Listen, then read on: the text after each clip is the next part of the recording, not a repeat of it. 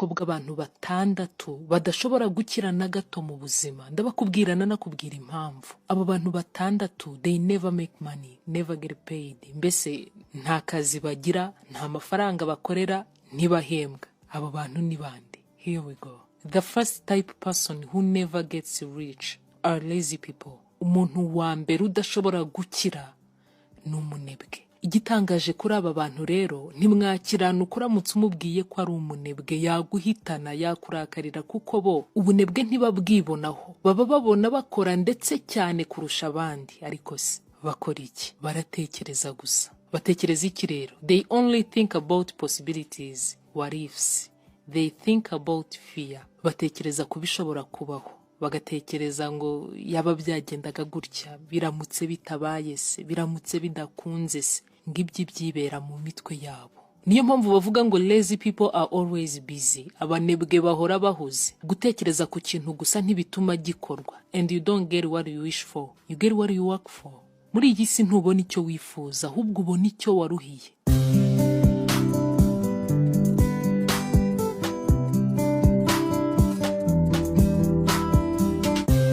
Second type of people who never get rich are haters. Abanzi nibo bantu badashobora gukira na rimwe mu buzima. Abanzi bari mu bwoko bwinshi, bashobora kuba abanyeshyari, baba bagambanyi, baba abanyamagambo, babandi bababazwa no kubona gusa abandi batera imbere. Niba umeze gutya, don't ever waste your time chasing money. Wikwirirwa uti igihe wiruka inyuma y'amafaranga kuko ntayo uteze kubona. Impamvu abantu nk'aba batabona amafaranga ni ukubera iki? Amaso yabo abona ibibi gusa, bahangayikishwa n'ibibazo aho gushaka ibisubizo. But have you ever met a hater doing better than you?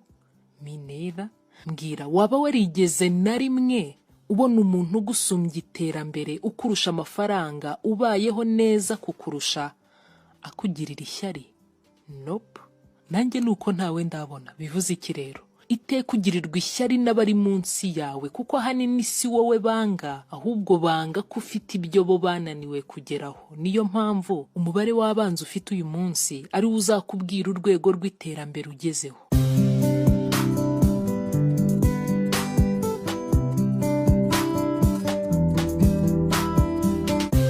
Confused people also never get rich. Abantu byacanze, byayobeye, batazi iyo bava niyo bagana, badafite intego n'icyerekezo mu buzima, aba nabo ntaho bagera. Ndakurahiye. Ba bantu badashobora kwifatira imyanzuro, bemera ibyo babwiwe byose nk'ukuri. Uyu ni wa muntu utangira business nyuma y'amezi 2 gusa akabayivuyemo ngo ntibigenda. Confused man.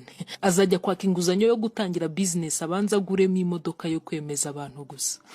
Uyu munsi uramusanga acuruza imyenda, ejo uzamusanga ari mu mbuto, ejo bundi umusange muri salon de coiffure. Nimwongera guhura ubundi akubwire ko byanzu yicaye mu rugo. Of course, ndabyumva. Business imwe ishobora kwanga ugahindura ukajya mu yindi, and that's okay. Ntacyo bitwaye, ariko se mbere yuko uyitangira wabanje kuyitekerezaho bihagije, cyangwa wiganya abandi gusa wabonaga yahiriye? None se kandi mbere yo kuyivamo byibuze wagerageje bingana iki? Umuntu uri confused ntashobora kurangiza icyo yatangiye. Never. But here is the thing. Confused people are not always stupid, because confusion is the first step for finding the solution. Abo byacanze bose ntabwo iteka bari ibigoryi cyangwa sinjije. No baby, kuko confusion hahandi ugera wumva bikuyobeye, nayo burya baresikariye uzamuka mbere yo kugera hari icyo ushaka. Ariko nyine ni wigumira muri iyo confusion, wibagirwa amafaranga.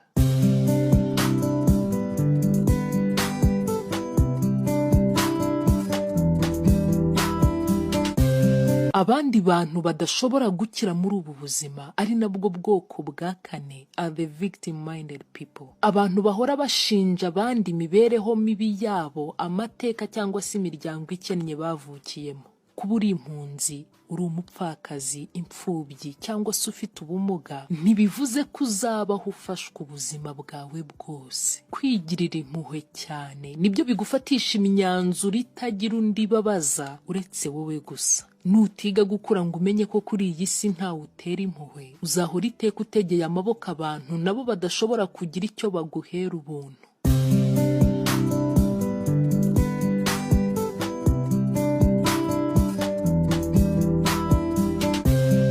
Abandi rero badashobora gukira kuri uyu mubumbe. People who are scared of a failure. Abantu batinya igihombo. A failure is an outcome, not a final product. Igihombo ni season, kigira igihe, ntabwo ari ikintu gihoraho, ntabwo ari stati, ntabwo ari ikintu kitanyeganyega, kitimuka, kitagenda, kitavaho kiri. Aba bantu bahora batewe ubwoba n'ibishobora kutagenda neza mu buzima, niba usanga badatinyuka kugira ikintu gishya batangira gukora. Umuntu nk'uyu byakugora kubona asezeye akazi ngo agiye gutangira business ye ku giti cye. Atekereza gushyira moto mu muhanda, ariko amaso yakabanza kubona yakoze impanuka mbere yo kubona yishyura y'abana amashuri. Bahora bavuga ngo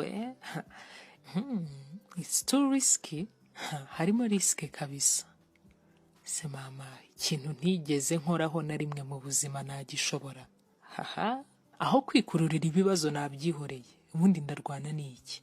Ndaguha urugero. Jeff Bezos, uyu mugabo uri muri batanu ba mbere bakize ku isi, left a secure job he had. Yaretse akazi keza cyane yari afite, atangira business nshya yo gucuruza ibitabo twese tuzi nka Amazon. Kuri ubu isigaye inafite ibirenze ibitabo. Niba ujya wisanga iteka ushaka impamvu zituma udakora ikintu runaka kuko gusa utazi niba kizacamo cyangwa se kizaferinga, nawe gukira kwawe biri kure.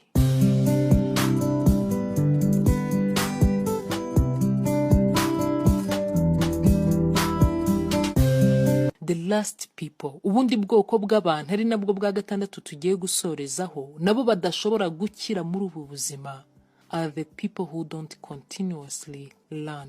Abantu batiyungura ubumenyi, bumva ko ibyo bize cyangwa se ibyo bazi bihagije. Sweetheart, uretse tombora gusa, naho ahandi hose gukira bizagusaba ubumenyi, bizagusaba ubwenge. Abantu benshi bajya ku ishuri bashaka just paper, iriya degree gusa izabafasha kubona akazi. Ubumenyi ntacyo buba bubabwiye. Niyo mpamvu bene nk'uyagera ku isoko guhangana bikanga, akaba arangije kaminuza muri first class mu cyiciro cya mbere, ariko utanamubwira ngo yiyandikire ibaruwa isaba akazi.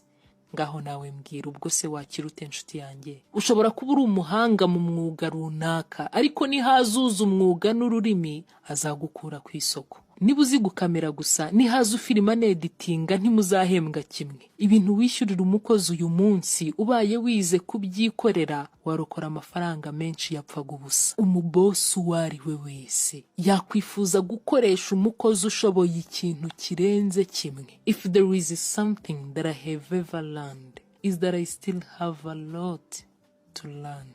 Niba hari isomo namenye, nize ko ngifite byinshi